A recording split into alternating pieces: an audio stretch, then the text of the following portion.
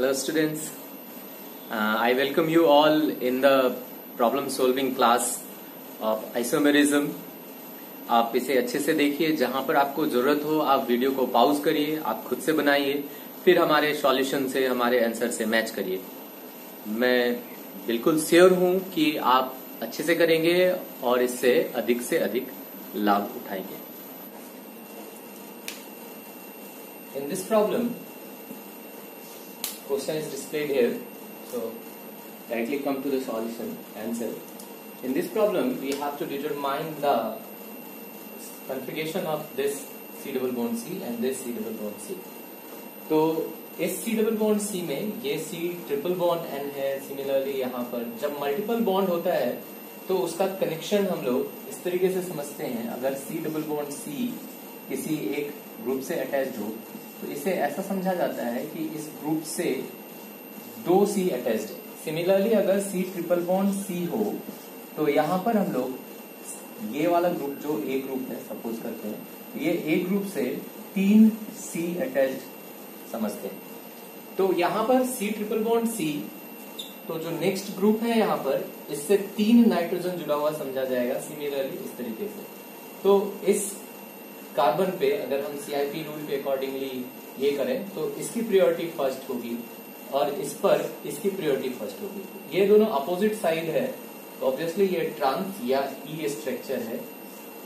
Cis trans तब करते हैं जब ये दोनों ग्रुप सेम हो, इधर वाले दोनों ग्रुप सेम हो, अदरवाइज हम लोग Z और E स्ट्रक्चर करते हैं।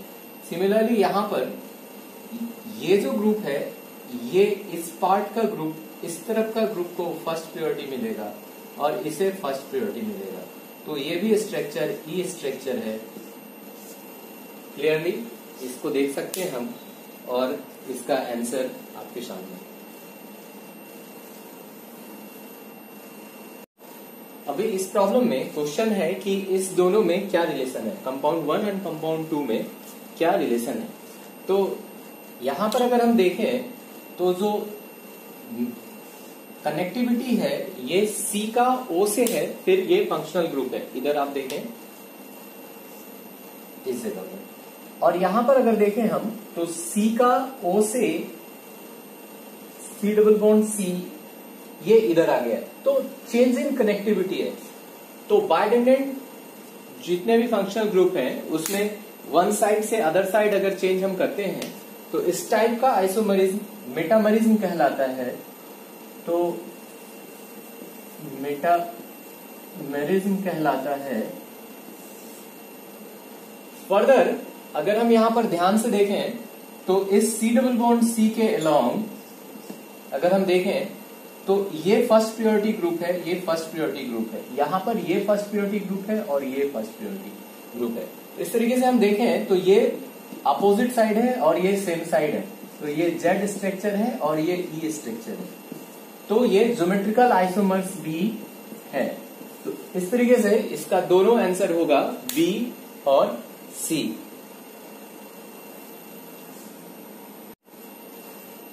इस क्वेश्चन में एक कंपाउंड दिया हुआ है, वो है 1,4-डाइमिथाइल साइक्लोहेक्सेन और 1,4-डाइमिथाइल साइक्लोहेक्सेन का ट्रांसफॉर्म का स्ट्रक्चर पूछ रहा है। तो अगर हम प्लेन में बनाएं साइक्लोहेक्सेन को तो इस तरीके से कुछ इसका ट्रांसफॉर्म 1, 2, 3 कंपाउंड इज 1,4, तो एक यहां पर आएगा आपका और ये ट्रांस है और 1,4 है। अगर इसका हम कन्वर्ट करें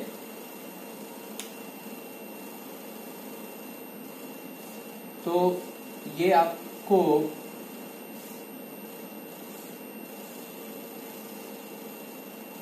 चेयर फॉर्म में अगर कन्वर्ट करें तो जो दो अपोजिट पॉइंट है, कोई भी दो अपोजिट पॉइंट, ये पॉइंट ले सकते हैं हम, ये पॉइंट ले सकते हैं। यहां पर हमने ये दोनों पॉइंट लिया है जो कि ऑप्शन में भी आपका है। तो यहां पर अगर दो इक्वेटोरियल पोजीशन पे रहता है तो ये दोनों स्ट्रक्चर आपस में इक्वल है। इसलिए इस क्वेश्चन का आंसर आपका सी है। इस क्वेश्चन में हम देखें तो ज्योमेट्रिकल आइसोमर्स के बारे में पूछा गया है। ज्योमेट्रिकल आइसोमर्स में हम जानते हैं कि यहां पर जो दो ग्रुप है ये आपस में सेम नहीं होना चाहिए। यहां पर किसी भी एक कार्बन पे कार्बन डबल बॉन्ड में से एक कार्बन पे ये ए बी ग्रुप सेम नहीं होना चाहिए। लेकिन इसके ऑप्शन 3 में, ऑप्शन सी में 1,1 डाइक्लोरो है। इसका मतलब इसके सी डबल बॉन्ड सी में यहां पर दोनों क्लोरीन है, इसीलिए ये GI शो नहीं करेगा। इस क्वेश्चन में नंबर ऑफ स्टीरियोजेनिक सेंटर निकालने को बोला गया है। तो यहां पर दो टाइप के स्टीरियोजेनिक सेंटर हम लोग ढूंढते हैं, एक सी डबल बॉन्ड सी में और दूसरा एक जिसमें कार्बन में चारों ग्रुप डिफरेंट हो, यानी कायरल कार्बन में। और ध्यान देना है कि अगर नंबर ऑफ स्टीरियो सेंटर बोले तो वही स्टीरियो सेंटर होगा जिसमें प्लेन ऑफ सिमेट्री और सेंटर ऑफ सिमेट्री ना हो। तो इस क्वेश्चन में सी डबल बॉन्ड सी में ये चूंकि एक साइक्लिक कंपाउंड है, इसलिए इसका एक ही स्ट्रक्चर इस टाइप से पॉसिबल है, ये इधर चेंज नहीं हो सकता है, इसलिए इस दोनों बॉन्ड पे सिस ट्रांस का कंसेप्ट नहीं आएगा। तो अब बचा हमारा कि टेट्राहेड्रल कार्बन पे जहां पे चारों ग्रुप डिफरेंट हो। तो इस कार्बन को देखें तो यहाँ पे 1 2 3 4 चार ग्रुप डिफरेंट है, 1 2 3 और एक हाइड्रोजन ये भी डिफरेंट है, यहाँ पे भी चारों ग्रुप डिफरेंट है, यहाँ पे भी चारों ग्रुप डिफरेंट है, यहाँ पर भी चारों ग्रुप डिफरेंट है, यहाँ पर भी चारों ग्रुप डिफरेंट है, यहाँ पर भी चारों ग्रुप डिफरेंट है, यहाँ पर भी चारों ग्रुप डिफरेंट है। तो इस तरीके से हम देखें तो 1 2 3 4 5 6 7 और 8, तो टोटल 8 कायरल सेंटर्स यहाँ पे हैं।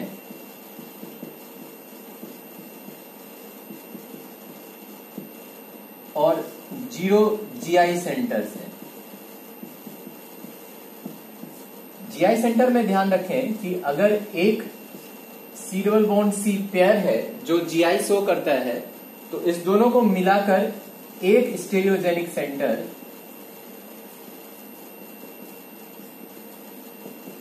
कहा जाएगा। तो इस क्वेश्चन में अब आंसर क्लियर है, 8 कायरल सेंटर्स हैं। इस क्वेश्चन में हमसे पूछा जा रहा है कि सिस और ट्रांस 2 ब्यूटीन के कौन कौन से प्रॉपर्टीज सेम हैं। तो ये जब ज्योमेट्रिकल आइसोमर्स हमने पढ़ाया था वहां पर हम लोगों ने बताया था। तो यहां पर जो डी ऑप्शन है, प्रोडक्ट ऑफ हाइड्रोजनेशन, वो क्वाइट ऑब्वियस आंसर है। अभी एक क्वेश्चन पहले हम लोगों ने इस टाइप का एक क्वेश्चन देखा था और वहां पे नंबर ऑफ कायरल सेंटर्स हम लोगों ने काउंट किया था।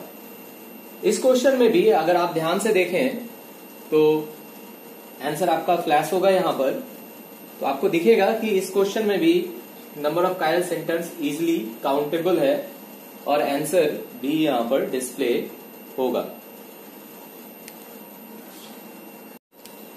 इस क्वेश्चन में ये कंपाउंड दिया हुआ है, इसका यूपेक नोमेनक्लेचर बताना है।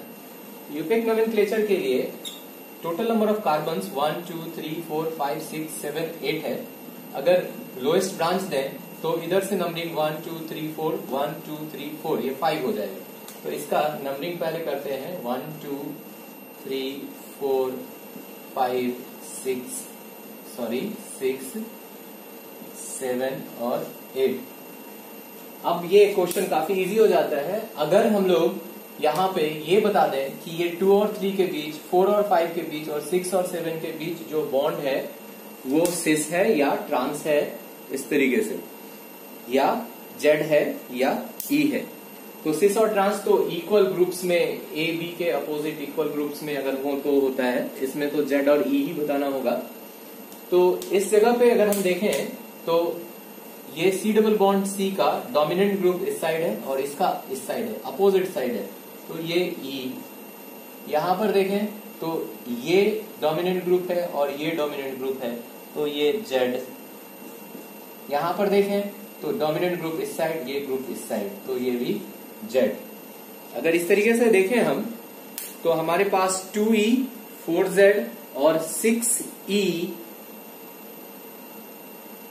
और ये मिथाइल ग्रुप ब्रांच है, तो 4 मिथाइल ऑक्ट 2,4,6 ट्राइन, जो कि ऑप्शन डी है, वो हमारे पास आता है।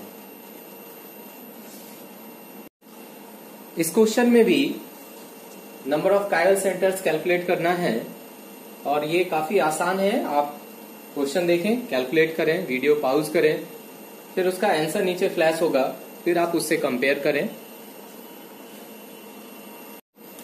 इस कंपाउंड का यूपिक नोमेनक्लेचर करना है, तो इसमें 1 2 3 4 का रिंग है और इस रिंग में जो ये दो ग्रुप है, ये दोनों अपोजिट साइड में है, इसलिए ये E है।